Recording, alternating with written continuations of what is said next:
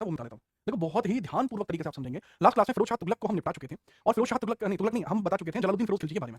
तो जलालुद्दीन फिरोज खिलजी के बारे में चर्चा हो चुकी थी और अलाउद्दीन खिलजी को हम शुरू करने वाले थे। ठीक है, चलो स्टार्ट करते हैं। क्या मसला था? देखो अगर हम बात करते हैं, ये हमारी कुछ डायनेस्टी आपको जो देखने को मिलती है, ये है। अब इन डायनेस्टीज के अंतर्गत अगर हम देखें क्या कैसे है, क्यों कैसे है, उसके बारे में हम बात करते हैं। तो सबसे पहले गुलाम वंश हम पढ़ चुके हैं।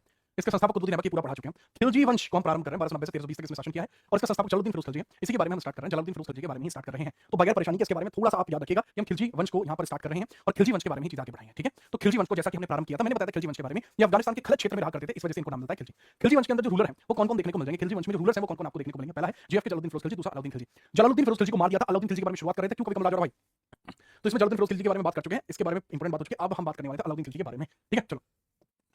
और ये वो लास्ट पेज है जो मैंने यहाँ पर यूज किया था। ये लास्ट पेज आपको दिखाई देगा। खड़ी खम्मा हुकुम खम्मा खड़ी भाई साहब। ठीक है, वेलकम बैक। स्टार्ट करते हैं। तो भाई यहाँ पर मैंने बताया था अलाउद्दीन खिलजी के बारे में, 1296 से 1316। इसकी उपाधि है सिकंदर ए सानी, मतलब इसको बोलते हैं सिकंदर ए सानी, जिसको सेकंड सिकंदर भी बोला जाता है। सिकंदर द्वितीय भी इसको बोलते हैं, सिकंदर द्वितीय भी इसको बोला गया है। दूसरा जिले इलाही खुद को कहता था। यामिन उल खिलाफत खुद को कहता था, यामिन उल खिलाफत, यामिनी उल खिलाफत भी खुद को बोलता था। दूसरा इसका राज्याभिषेक 2 बार हुआ, 1296 में खड़ामी हो गया था और उसके बाद फिर दिल्ली में हुआ था कुछ समय के बाद। इसके दो अधूरे सपने थे, सिकंदर की तरह विश्व जीतना और एक नया धर्म चलाना। लेकिन इसका कोतवाल हुआ करता था अला उल मुल्क। ठीक है, अला उल मुल्क, उसके कहने पर उसने अपने सपने को छोड़ दिया था। ठीक है, चलो। हाँ, दिल्ली सल्तनत भी एक पल के सिलेबस में आप इसको भी पढ़ लीजिए। ठीक है दोस्त। इतिहासकार लैंडपुल ने इसके साम्राज्य विस्तार के कारण से सल्तनत काल का समुद्रगुप्त भी कहा है और दिल्ली का पहला सुल्तान था जिसने धर्म और राजनीति को पूरी तरीके से अलग कर दिया था। इसने कहा था कि मेरी नजरों में ये जो धर्म है ये राजनीति से अलग है। धर्म लोगों को धार्मिक तौर पर जोड़ता है, लेकिन एक शासक को धर्म से अधिक राजनीति पर ध्यान देना चाहिए। ये इसके विचार थे। इसी में हमें ये भी पता लगता है कि इसको सिकंदर जहां भी कहा गया है। अगर मैं इसके बारे में ही चर्चा करूं, ठीक है, अलाउद्दीन खिलजी के बारे में यहाँ पे ना मैं इधर ना एक काम करता हूँ कि यहाँ पे मैं एक रेक्टेंगल डाल के इसके बारे में थोड़ी और डिटेल की बात करता हूँ। इसके बारे में थोड़ी और जानकारी लेते हैं। अगर मैं इसी के बारे में चर्चा करूं तो इसके बारे में जानकारी किसके द्वारा दी जाती है?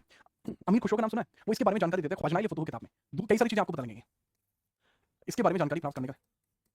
इसके बारे में पुस्तकें आपको देखने को मिल जाएंगी। Books about him, books about him, इसके बारे में कुछ पुस्तकें आती हैं। Books about him, books about him, इसके बारे में पुस्तकें आपको देखने को मिलती हैं।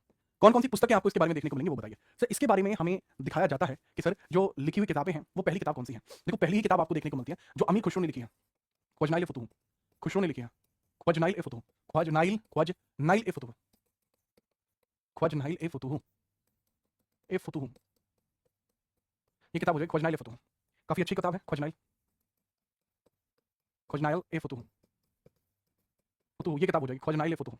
काफी फेमस किताब रही ख्वाजनाइल ए फतूह। ठीक है, अब इसी किताब के अंतर्गत बताया गया था कि ये सिकंदर ए जहां है, इसमें अमीर को, इसमें अलाउद्दीन खिलजी को एक नाम दिया गया था सल्तनत ए जहां या सुल्तान ए जहां। ख्वाजनाइल ए फतूह किताब के अंदर एक नेम था, एक नेम दिया गया है। नेम है जिसका नाम है सुल्तान ए जहां, सुल्तान ए जहां, ये नाम दिया गया है। और सुल्तान ए जहां नाम किसको दिया गया है? अलाउद्दीन खिलजी को। सुल्तान ए जहां, name to Alauddin Khilji, name to Alauddin Khilji, name to Alauddin Khilji. Alauddin Khilji को यही नाम दिया गया सुल्तान ए जहां। कहा कि भाई तेरे लिए बेस्ट नाम यही है। ठीक है, चलो याद रखना। तो ये अलाउद्दीन खिलजी को सुल्तान ए जहां कहा गया है। अच्छा, अलाउद्दीन खिलजी से संबंधित आपको एक और चीज भी दिखाई देगी, इससे रिलेटेड आपको एक चीज और भी दिखाई देगी जिसके बारे में आपको पता लगेगा कि सर अलाउद्दीन खिलजी के बारे में एक बात याद रखना। और वो बात क्या है सर जी? जो हमारा जोधपुर अभिलेख है वो इसी से रिलेट करता है, वो संस्कृत का है। ठीक है, याद रखना। तो जोधपुर अभिलेख इसका संस्कृत का है, तो इसका जो जोधपुर अभिलेख है, इसका जो जोधपुर अभिलेख है, जोधपुर अभिलेख वो इसी का है। जोधपुर इंस्क्रिप्शन इसी का हो जाएगा, जिसमें इसको आमिर उल मोमिन बताया गया, खुदा के बराबर बताया गया। ये संस्कृत में है बट इसमें इसको आमिर उल मोमिन बताया गया है। इसमें इसको क्या बताया गया? अलाउद्दीन खिलजी को क्या बताया गया? आमिर उल मोमिन, आमिर उल मोमिन। इसका मतलब क्या हुआ? खुदा के समान। तो इसके बारे में रिलेटेड और जानकारी है। यहाँ जो आमिर उल मोमिन है वो इसी को कहते हैं, वो यहाँ पे लिखा गया है, मतलब जो पूरे विश्व का सुल्तान हो एक प्रकार से। तो वो चीज हमें यहाँ पर दिखाई पड़ती है। ठीक है, चलिए। ठीक है यार, भाई नकली दांत लगवा लेना आपने। ठीक है मिस्टर शमसी आलम, आप इसमें ना अपना दूसरा दांत लगवा लेना क्योंकि दिक्कत होगी फिर आपको, यूपीएससी की मेडिकल में दिक्कत होगा फिर। ठीक है, ठीक है, ये सारी बातें इसके बारे में क्लियर है। नेक्स्ट हम बात करते हैं आगे।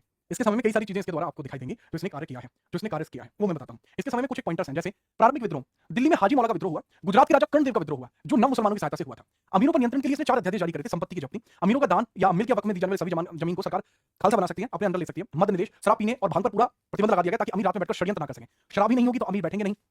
वैवाहिक संबंधों पर रोक, अमीरों को आपस में वैवाहिक संबंध बनाने के उत्सव करने के लिए सुल्तान की लिखित अनुमति अनिवार्य कर दी। अगर कोई अमीर शादी करना चाहता है तो उसको पहले परमिशन लेनी पड़ेगी। और गुप्तचर प्रणाली की व्यवस्था, बरीद गुप्तचरों का एक विशाल और पीक नेटवर्क स्थापित किया जिससे कोई भी सुल्तान के खिलाफ बोल ना सके। तो इसने ही अपने समय में मोस्ट पावरफुल स्पाई सिस्टम इसने बनवाया था, मोस्ट पावरफुल स्पाई सिस्टम इसने बनवाया।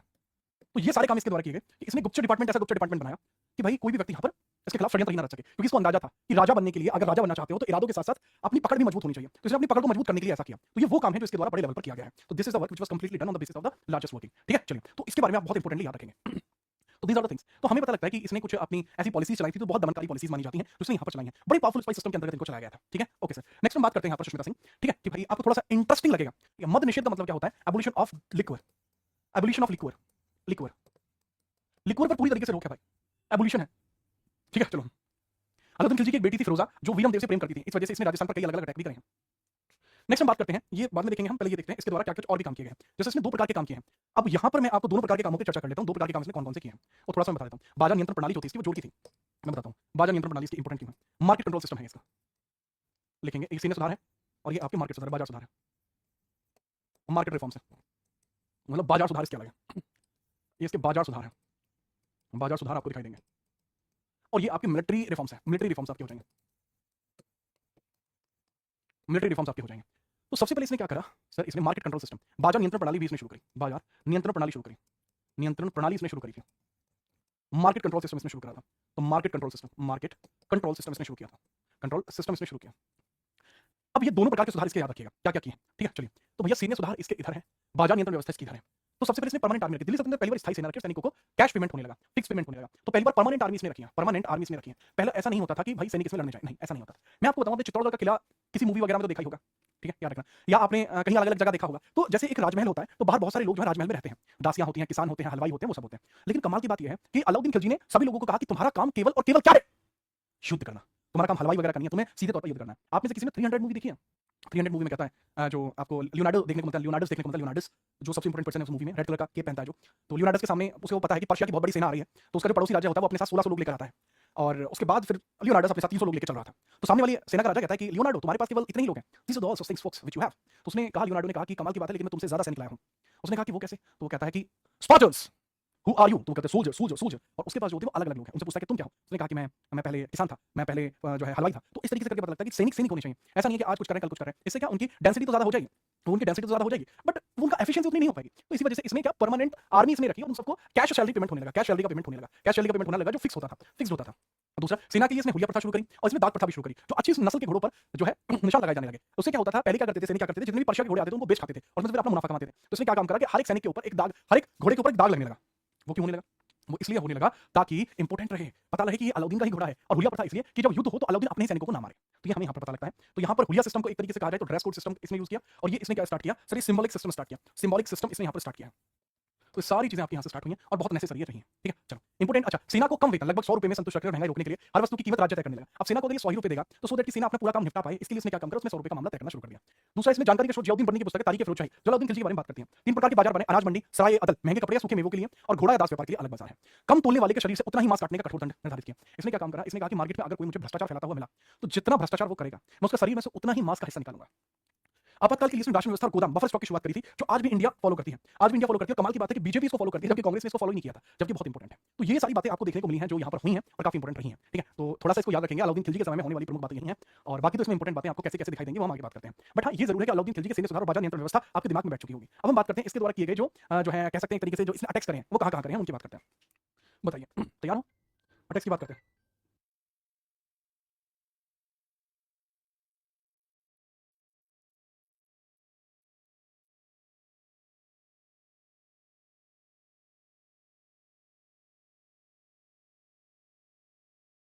ठीक है, याद रखेंगे संभाष। तो यहाँ पे इस बारे में शायद आप जान पाए। अब हम अलाउद्दीन खिलजी के साम्राज्य विस्तार की बात करते हैं। अच्छा, इसमें इसके साम्राज्य विस्तार की बात करने से पहले मैं आपको थोड़ी सी और बात इसके बारे में बताना चाहूंगा। ये जरूर समझिएगा, इसने बाजार नियंत्रण व्यवस्था बनाई थी। तो जो इसने एक नया विभाग बनाया था, इसने अलाउद्दीन खिलजी के द्वारा 2 डिपार्टमेंट्स बनाए गए, 2 departments by Alauddin Khilji, 2 departments by Alauddin Khilji. Alauddin Khilji ने बनाए 2 डिपार्टमेंट। अलाउद्दीन खिलजी द्वारा बनाए गए विभाग, द्वारा बनाए गए प्रमुख विभाग, बनाए गए प्रमुख विभाग, प्रमुख विभाग, अलाउद्दीन खिलजी द्वारा बनाए गए प्रमुख विभाग, जो मेजर डिपार्टमेंट्स इसने बनाए हैं, अपन उसकी बात कर रहे हैं। Major departments by Alauddin Khilji. तो मेजर डिपार्टमेंट्स की बात करते हैं, मेजर डिपार्टमेंट्स की बात करते हैं, मेजर डिपार्टमेंट्स की अपन बात कर लेते हैं। वो कौन कौन से डिपार्टमेंट इधर बनाए गए हैं, बताना शुरू कीजिए सर। देखो जी, मेजर डिपार्टमेंट्स जो यहाँ पर बनाए गए हैं वो कौन कौन से हैं। पहला मेजर डिपार्टमेंट जो यहाँ पर बनाया गया, नाम क्या है सर? 2 डिपार्टमेंट्स इसने बनाए हैं, दीवान ए मुश्त खराज और दीवान ए रियासत। पहला तो है दीवान ए मुश्त खराज और देखिए दीवान ए रियासत। दीवान ए मुश्त खराज, मुश्त खराज है पहला, और एक है आपका दीवान ए रियासत, रियासत है ना। देख लेते हैं, एक नया विभाग यहाँ पर आपका बना है दीवान ए रियासत, स्थापित किया जिसका प्रमुख सद्र ए रियासत पहला मलिक याकूब होता था, ठीक है, याद रखना। अच्छा, दोनों का काम क्या है सर? ये एक प्रकार से फाइनेंस डिपार्टमेंट है, ये एक प्रकार से फाइनेंस का मैटर देखेगा, फाइनेंस डिपार्टमेंट है। एक तरीके से कहीं तो राजस्व मंत्रालय यही है इसका, वित्त विभाग इसका यही है, वित्त विभाग यही है। दीवान ए मुश्त खराज जो है ये इसका बाजार विभाग है, इसको बाजार विभाग हम कहेंगे, इसको अपन क्या कहेंगे? बाजार विभाग इसको हम कहेंगे, ठीक है सर। इसको अपन बाजार विभाग कहेंगे, तो इस चीज को भी अपन इधर याद रखेंगे बिना किसी समस्या के, ये बाजार विभाग हो जाएगा, ठीक है। अब यहाँ पर शहना नाम का रखा गया, शहना, इसको बोलते हैं शहना ए मंडी, शहनाई मंडी नाम का एक डिपार्टमेंट इसमें व्यापारी इसमें होता था, बाजार का अधीक्षक होता था, सुपरिटेंडेंट होता, व्यापारियों का पंजीकरण करता था और काला बाजारी रोकता था। कोई ब्लैक मार्केटिंग करने की कोशिश करे उसको ही रोकेगा, ठीक है? याद रखना। ये हो गया सिंपल। दूसरा आपको बरीद और मुनिहान देखने को मिल जाएंगे। बरीद और मुनिहान आपको देखने को मिलेंगे। ये कौन होते थे? बाजारों में की खबर सुल्तान तक पहुंचाते थे। नजीर होते थे, ये होते थे बरीद होते थे और मुनिहान होते थे। मुनिहान होते थे। नेक्स्ट आपके नजीर होते थे। नेक्स्ट आपके परवाना नवीस होते थे। परवाना नवीस आपको देखने को मिलते थे और इसमें आपके मुहत्सिब भी होते थे। मुहत्सिब भी आपको दिखते थे। आप इसका स्क्रीनशॉट लो, फिर अपन आगे बढ़ते हैं।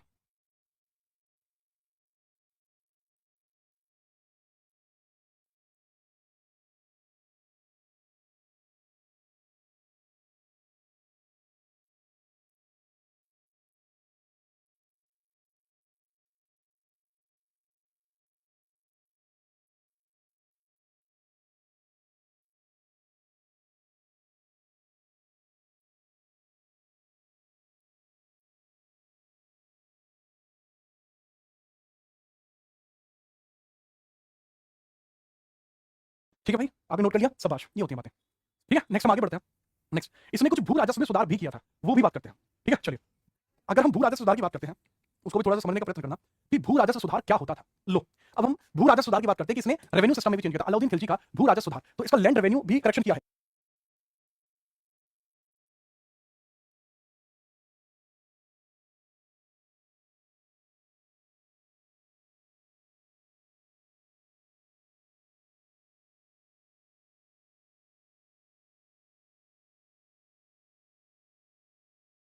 ठीक है, यहां पर हम समझते हैं पहले सबसे इंपॉर्टेंट बातें क्या है। ठीक है कि सर यहां पे इसने क्या किया है, लैंड रेवेन्यू रिफॉर्म भी इसने किया है। यहां पर लैंड रेवेन्यू रिफॉर्म भी किया है। लैंड रेवेन्यू रिफॉर्म भी इसके द्वारा हुआ है। अब ये लैंड रेवेन्यू रिफॉर्म क्या होता है वो भी बता दीजिए। लैंड रेवेन्यू रिफॉर्म क्या होता है? ठीक है, देखो, सबसे पहले इसने राज्य की आय का प्रमुख भाग जो था वो लैंड रेवेन्यू था, उपज का 50% नगद कर दिया गया, इसको 50-50 कर दिया गया। इसको क्या बोलते थे वो इंपॉर्टेंट है। पहले ये बहुत ज्यादा था, राइट? इसने क्या काम करा, इसने एक लैंड मेजरमेंट यूनिट चलाया, इसने भूमि पैमाइश की एक इकाई चलाई, भूमि पैमाइश की इकाई चलाई बिस्बा। ठीक है, और अगर हम कहें तो इसने मसाहत या जबीता प्रणाली इसमें चलाई थी। भूमि का वैज्ञानिक रूप से मापन कर राजस्व निर्धारित किया जाता था, भूमि मापन की इकाई बिस्वा कहलाती थी। लैंड मेजरमेंट बिस्वा कहलाने लगी। जो लैंड मेजरमेंट हमारा हुआ, वो क्या कहलाया? लैंड मेजरमेंट वो कहलाया हमारा बिस्वा। वो बिस्वा हमारा कहलाया। लैंड मेजरमेंट हमारा बिस्वा कहलाया, बिस्वा सिस्टम कहलाया। लेकिन कमाल की बात यह है कि लैंड मेजरमेंट को अगर हम बिस्वा प्रणाली बोलते हैं, बिस्वा प्रथा इसको बोलते हैं, तो उसी से हमें अंदाजा हो जाएगा कि सर लैंड मेजरमेंट तो बिस्वा हुआ। लेकिन कमाल की बात है कि सर अगर भूमि पैमाइश के हिसाब से, यानी भूमि की पैमाइश करी, लैंड का मेजरमेंट किया, उसके हिसाब से यहां पर अलॉटमेंट होने लगा, तो वो सिस्टम मसाहत कहलाने लगी कि बिस्वा के अकॉर्डिंग, इस आधार पर लैंड मेजरमेंट बिस्वा, इस आधार पर लगने वाला कर मसाहत कहलाता है।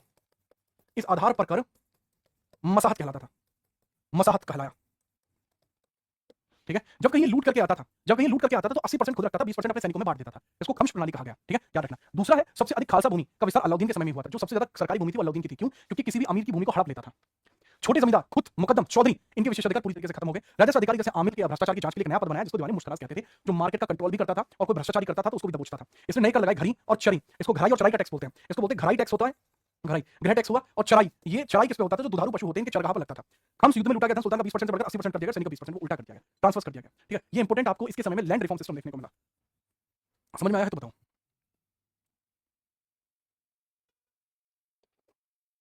ठीक है, याद रखिए। ठीक है, आगे हम बात करते हैं, नेक्स्ट हम देखते हैं। इसके बाद इसके बारे में हम इसके बैटल अटैक्स को देखते हैं। फिर बैटल अटैक्स को स्लाइडों पे पढ़ाना बहुत अजीब सा रहेगा, इस वजह से मैं बैटल अटैक्स को हाथ से ही पढ़ा देता हूं, किसने कौन से अटैक कब कब किए, कहां किए हैं। That would be more interesting, more better, more important for you. ठीक है, जैसे प्रियंका हमारे क्लास में, अपने नाम क्या लिख रखा है? प्रियंका डीएसपी पढ़ती, ये कांस्टेबल के लिए भी नहीं है, नाम क्या है? डीएसपी है। समझ रहे हो?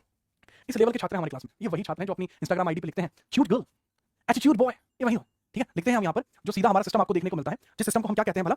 सर इस सिस्टम को हम बोलते हैं इनके मिलिट्री एक्सपीडिशंस। ठीक है, हंसो मत भाई, मिलिट्री एक्सपीडिशंस लिखो।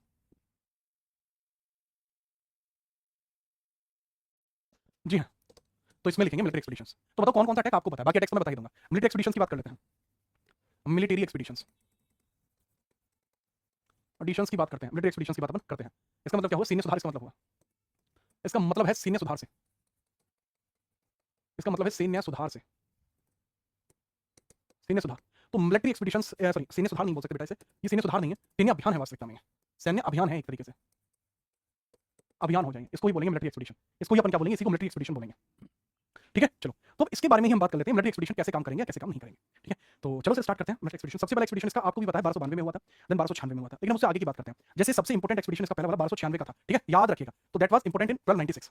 मैं ऐसा करता हूं, 1296 लिख दिया, 1298 और 99 दो मैंने लिखे हैं, ये भी आपको बताना है। इसके बाद इसका एक्सपीडिशन शुरू होता है यहाँ पर 1301, आपको बताना है कहां कहां हुए। 1303, 1305 एंड 5 एंड 6 में है, फिर 1307 में है, बट आपको बताना क्या है कि बताने हैं कि कैसे कैसे हुए हैं। बताइए।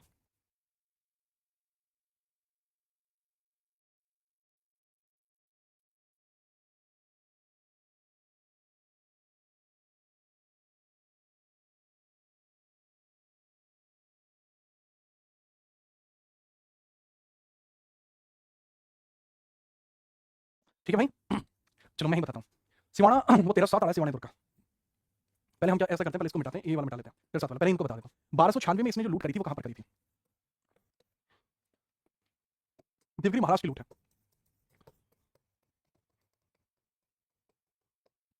देवगिरी महाराष्ट्र की लूट है। जब देवगिरी पे यादव वंश का कब्जा हुआ करता था। किसका कब्जा था देवगिरी पे? यादव वंश का कब्जा था, अंडर यादव स्थाई, under Yadav dynasty. Yadav dynasty, Yadav dynasty का एक बड़ा मजबूत कब्जा आपको यहाँ दिखाई दिया है। ठीक है, तो हमें यहाँ पता लगता है कि देवगिरी डिफीट होती है, या अलाउद्दीन खिलजी स्वयं गया था, स्वयं गया प्लस जीता भी था, प्लस लूट मचाई थी। इसी के बाद वह सुल्तान बना था, इस लूट के बाद ही वह सुल्तान बना। इसी लूट के बाद अलाउद्दीन खिलजी सुल्तान बना, एक सुल्तान बना था, सुल्तान बना। ये पहला पॉइंट इसमें रहा। फिर अगला कब्जा जो इसका अगला अटैक होता है 1298 में, गुजरात अटैक है इसका। ठीक है, चलिए। शंभू चौहान कह रहा है कि सर आपको एक व्यक्ति है जो आपके लिए कुछ शब्द कह रहे थे। देखो मेरा एक सिंपल सा जवाब होता है शंभू चौहान कि जो मेरे बारे में कह रहा है कहने दो, अगर उनका घर मेरे बारे में कहने से चल रहा है तो चलने दो। देखो बहुत सिंपल होता है। आजकल ना टीचर बच्चे बहुत कम है, यूट्यूबर ज्यादा हो गए, तो वो भी यूट्यूबर कैटेगरी में जितना उनके नाम में अक्षर आते हैं उससे ज्यादा मेरे एग्जाम क्वालिफाई है ना। गूगल पे बहुत ही रेयर टीचर हैं जो लिस्टेड है, मैं उनमें से एक हूं, और यह सब कुछ आप लोगों की वजह से ही पॉसिबल हो पाया।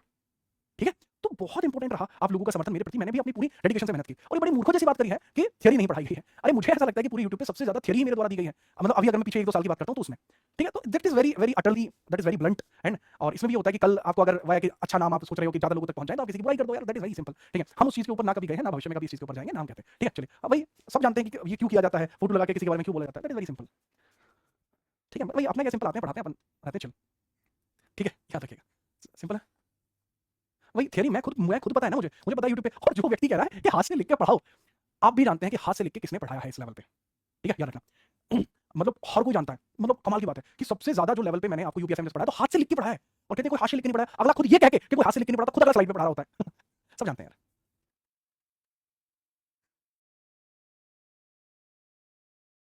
ठीक है, चलिए आगे हम बात करते हैं। ये आपको दिखाई देगा यहाँ पर अलाउद्दीन खिलजी सुल्तान बनता है, उसके बाद हम बात करते हैं। हम्म, एक कह रहा है सर आप न्यू हो यूट्यूब पर, एक्सपीरियंस लॉ सब जानते हैं, आप कौन हो? ये कह रहा है ओमनी शैलवा करके एक बच्चा। हाँ भाई मैं खुद कह रहा हूँ मैं न्यू हूँ यूट्यूब पर, मुझे तो कोई टेंशन ही नहीं है, मैं हूँ न्यू यूट्यूब पे। उसके बाद पंजे फाड़ रखे हैं ना पुरानों के भी, आपको भी यहाँ के कमेंट करनी पड़ रही है ना, तो समझ रहे हैं कितना स्वाद रहा होगा, है ना। आगे हम बात करें, अगर मैं न्यू हूँ यूट्यूब पर, उसके बाद भी आप जैसे 10-10 टीचर्स को स्टूडेंट की आईडी बना के आना पड़ रहा है, तो कितना बड़ा मजा है, मजा।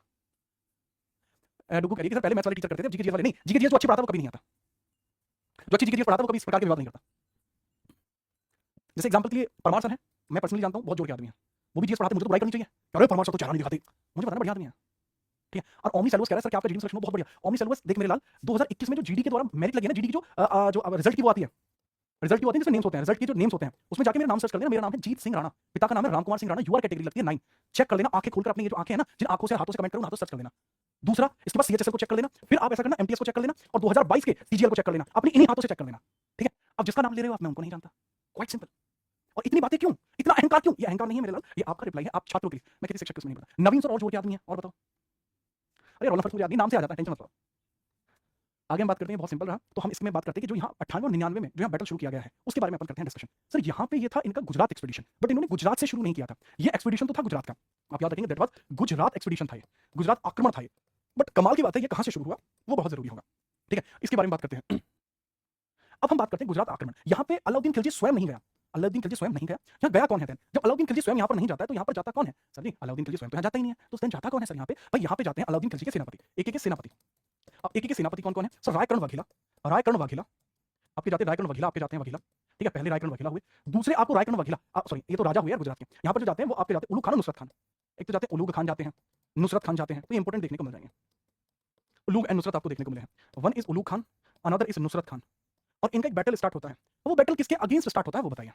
ठीक है, याद रखना। एक जगह मैं बुलाया, एक कह रहा है कि सर वो वहाँ गए थे, आप वहाँ नहीं गए थे। सुनो, जो छोटे मोटे निमंत्रण पे चला जाए वो आपके जैसा और आपकी जैसी मानसिकता का ही हो सकता है मेरे लाल। Know the level first.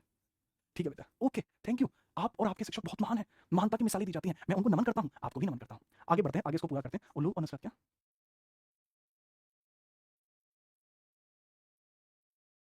ठीक है चलो, तो हम यहाँ बात करते हैं उल्लू खान और नुसरत खान। तो यहाँ पे हमें पता लगता है कि जो बैटल होता है किसके अगेंस्ट होता है सर? ये है रायकर्ण वाघेला, रायकर्ण वाघेला के अगेंस्ट होता है। ठीक है, याद रखिएगा। तो अब यहीं पर हम बात करते हैं रायकर्ण वाघेला के बारे में। अब यहाँ इंपॉर्टेंट क्या है, रायकर्ण वाघेला के बारे में इंपॉर्टेंट क्या है? तो दैट इज क्वाइट इंटरेस्टिंग कि रायकर्ण वाघेला इस बैटल को हार जाते हैं और ये दोनों सेनापति इस बैटल को जीत जाते हैं, won the battle, won the battle, वो इस बैटल को जीत जाते हैं। ठीक है चलिए, तो इंपॉर्टेंट सी बात ये है कि यहाँ पर जो हमें पता लग रही है कि सर यहाँ पर उलूग खान और नुसरत खान की अगर अपन बात करें तो यहाँ जो नुसरत खान है ये बहुत खास है अलाउद्दीन खिलजी का। तो वापसी में नुसरत खान द्वारा, वापसी में नुसरत खान द्वारा खंबात की खाड़ी से गुलाम खरीदा गया था, खंबात की खाड़ी से गुलाम खरीदा गया था, और वो गुलाम कौन था? ठीक है, याद रखना। हम बताते हैं कि सिर्फ वापसी में नुसरत खान के द्वारा गुजरात से गुलाम खरीदा गया, गुजरात से गुलाम खरीदा गया था, गुलाम खरीदा गया था, गुलाम खरीदा था, जिसका नाम क्या था? गुलाम खरीदा गया था। वापसी में गुलाम खरीदा गया था, कहां से? गुजरात से। उस गुलाम का नाम क्या है बताएं सर? वापसी में जो यहां से गुलाम खरीदा गया था, उस गुलाम का नाम आप बताइए। उसका नाम है मलिक फिरोज, कह सकते हैं। ठीक है, याद रखना। और दूसरा इंपॉर्टेंट पॉइंट है कि सिर्फ आप यहां पे ये ना समझे कि वो मलिक फिरोज था, आप सीधा याद रखेंगे उसका नाम क्या था? मलिक। लेकिन पूरा नाम क्या था? हजार दिनारी, ये तो उसका उपनाम था। मलिक कफूर उसका एग्जैक्ट नाम था। तो गुजरात से जो गुलाम खरीदा था वो मलिक कफूर था, जो इसने अलाउद्दीन खिलजी को गिफ्ट कर दिया। मलिक कफूर, तो यहां हो जाएगा मलिक कफूर, मलिक कफूर। और मलिक कफूर को क्या किया गया? मलिक कफूर को, सो मलिक कफूर को गिफ्ट कर दिया अलाउद्दीन खिलजी को, गिफ्टेड टू अलाउद्दीन खिलजी। ठीक है, चलिए याद रखना। हमें क्या पता लगता है मलिक कफूर के बारे में? Sir that is quite simple. Malik Kafur के बारे में, he was gifted to Alauddin Khilji. Alauddin Khilji को वो गिफ्ट कर दिया जाता है, अलाउद्दीन खिलजी को गिफ्ट कर दिया जाता है। ठीक है, याद रखना। तो यहां हमें पता लगता है सारी बातें कि ये इंपॉर्टेंट बैटल इसलिए जरूरी है। 1301 में रणथंबोर बैटल है, रणथंबोर बैटल है, रणथंबोर बैटल आपको देखने को मिलेगा, रणथंबोर युद्ध है। और 1303 में जो है यह आपका कौन सा? चित्तौड़गढ़ है, चित्तौड़गढ़ दुर्ग, दुर्गों का राजा, चित्तौड़गढ़ युद्ध आपको दिखाई पड़ेगा। ठीक है, याद रखना। और यहाँ 1305 और 6 में इसके द्वारा जो अटैक किया जाता है वो देवगिरी का दूसरा अटैक है, देवगिरी द्वितीय अटैक है। ठीक है, याद रखना, ये देवगिरी सेकंड अटैक है, देवगिरी द्वितीय अटैक हो जाएगा, हमें यहाँ पता लगता है। अच्छा, यहाँ पर आप समझना पहले, जो रणथंबोर युद्ध है ये दो फेजेस में होता है। एक में कौन है? Nusrat plus Ulugh versus Ulugh, Nusrat plus Ulugh है, और इनके अगेंस्ट में कौन है? नुसरत प्लस उलूग है, और इनके अगेंस्ट में कौन है? तो इनके अगेंस्ट में रणथंबोर बैटल के अंदर केवल एक ही पर्सन आपको देखने को मिलेगा, जिसका नाम क्या है? ठीक है, दैट इज क्वाइट सिंपल। नाम है उनका अमीर देव चौहान, अमीर चौहान आपको हो जाएगा, नाम है हमीर चौहान, क्योंकि चौहान डायनेस्टी के तो हमीर चौहान नाम हो जाएगा। तो एक बात कही जाती है हमीर चौहान के बारे में कि सिंह सुवन सत्य पुरुष वचन कदली फले ना दूजी बार, और तिल तिलैया हमीर हट चढ़ी ना दूजी बार। ठीक है, चलो भाई मेरा नाम सर्च कर ले, ओमी सेलवा। ठीक है, चलो ठीक है, करने दो, आगे हम बात करते हैं। यहाँ हमें पता लगता है नुसरत और उलूग के बारे में, नुसरत और उलूग के बारे में हमें पता लगता है हमीर चौहान के अगेंस्ट है, दैट इज रणथंबोर बैटल। ये है इसका फेज वन। अब फेज वन में क्या होता है कि हमीर देव इस बैटल को जीत जाते हैं, नुसरत खान इस बैटल में मारा गया, नुसरत खान इस बैटल में मारा गया, मर गया नुसरत। फिर इस बैटल का दूसरा फेज स्टार्ट होता है। ठीक है, कदली का मतलब होता है किला, इसमें इस पूरी जो लाइन है इनका मतलब है सिंह सुवन, शेरनी को बच्चा, जो शेर होता है वो एक ही बार पैदा होता है, सिंह सुवन सत्य पुरुष वचन, और सत्य पुरुष केवल एक ही बार अपना जो बोलते हैं, सत्य पुरुष कदली फले ना दूजी बार, केले के पेड़ के ऊपर एक ही बार केला लगता है, और तिल तिलैया हमीर हट, तेल एक ही बार आपका तिल में से एक ही बार तेल निकल सकता है, और हमीर को भी हट एक ही बार चढ़ सकती है। ठीक है, तो यहाँ नुसरत मारा जाता है, फेस वन है ये, और नुसरत यहाँ मारा गया। तो दूसरे में अलाउद्दीन खिलजी का बैटल होता है हमीर देव से। ठीक है, और हमीर देव इसमें लॉस कर जाते हैं, और ये इसमें अलाउद्दीन खिलजी में जीत जाता है। हमीर देव से कहा गया था कि हमीर के पास अलाउद्दीन खिलजी का एक सेनापति पहुंच गया, उसको वापस छोड़ दे, पर उन्होंने छोड़ा नहीं था। ये इसमें होता है। ठीक है, याद रखना। उलूग खान एक टाइटल होता है, या चित्तौड़गढ़ में रावल रतन सिंह आपको देखने को मिलते हैं, रावल रतन सिंह आपको देखने को मिलते हैं। रावल रतन सिंह का एक बैटल होता है, किससे होता है? सर अलाउद्दीन खिलजी से होता है, Alauddin Khilji won the battle, काफी इंपॉर्टेंट है, अलाउद्दीन खिलजी बैटल जीत जाता है। ठीक है,